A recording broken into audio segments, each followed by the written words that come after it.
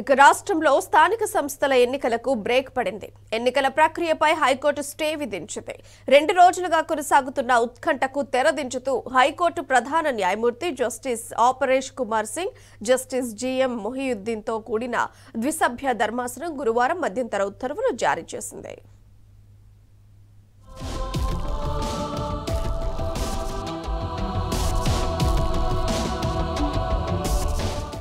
స్థానిక సంస్థల ఎన్నికలకు బ్రేక్ పడింది.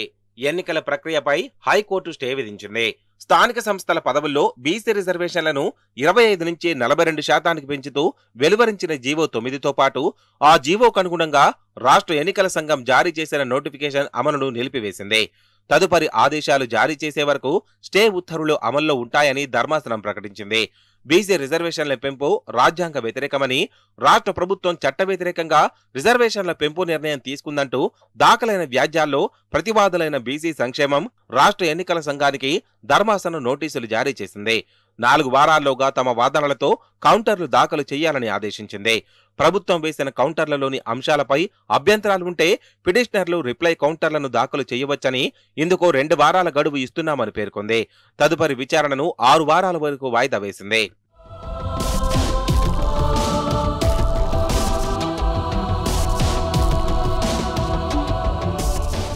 ఈ కేసులో ప్రధాన పిటిషన్లతో పాటు ఇంప్లీడ్ అయిన 30 పిటిషన్లను కూడా విచారణకు అనుమతిస్తున్నట్లు ధర్మాసనం వెల్లడించింది.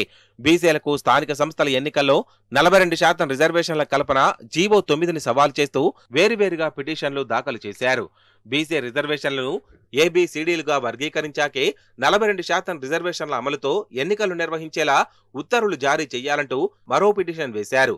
కులాలతో సంబంధం లేకుండా రైతులకు 42% రిజర్వేషన్లు కల్పించాలంటూ హైదరాబాద్ బాగలింగంపల్లికి చెందిన న్యాయవాది శాంతప్ప వ్యాజ్యాలను దాఖలు చేశారు. ప్రధాన పిటిషనర్లతో పాటు ఇంప్లీడ్ పిటిషన్లను విచారణకు అనుమతిస్తున్నట్లు ధర్మాసనం ప్రకటించింది.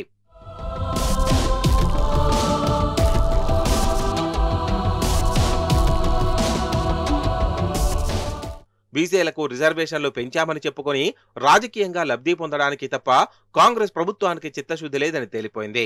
ఇందుకు హైకోర్టులో చేసిన వాదనలకే ఉదాహరణగా చూపుతున్నారు. రిజర్వేషన్ల పెంపు, ఎన్నికల షెడ్యూల్ను వ్యతిరేకిస్తూ హైకోర్టులో పిటిషన్లు దాఖలైన సంగతి తెలిసిందే. ఈ పిటిషన్లపై విచారణ సందర్భంగా హైకోర్టు గత నెల 27న స్టే ఇవ్వబోయింది. అయితే ఎన్నికల నోటిఫికేషన్ జారీ అయిన తర్వాత కూడా కోర్టులు జోక్యం చేసుకోవచ్చునని ప్రభుత్వం గట్టిగా వాదించింది. దీంతో కోర్టు స్టే ఆదేశాలు ఇవ్వలేదు. కేసు విచారణను బుధవారానికి వాయిదా వేసింది. దీంతో రాష్ట్ర ఎన్నికల సంఘం ఎన్నికల షెడ్యూల్, నోటిఫికేషన్లు ప్రకటించింది. గురువారం వాదనల సందర్భంగా ఎన్నికల నోటిఫికేషన్ వెలువడిన తర్వాత కోర్టులు జోక్యం చేసుకోవడానికి వీలులేదని రాజ్యాంగంలోని 243 జీవో స్పష్టం చేస్తోందని ప్రభుత్వం వాదించింది. అంటే ముందుగా తాను చేసిన వాదనలకు తానే విరుద్ధంగా వాదించింది. దీనిపై న్యాయ నిపుణులు మండిపడుతున్నారు. ప్రభుత్వం రోజుల వ్యవధిలోనే తన వాదనలు స్వయంగా ఖండించుకోవడం ఏమిటని ప్రశ్నిస్తున్నారు.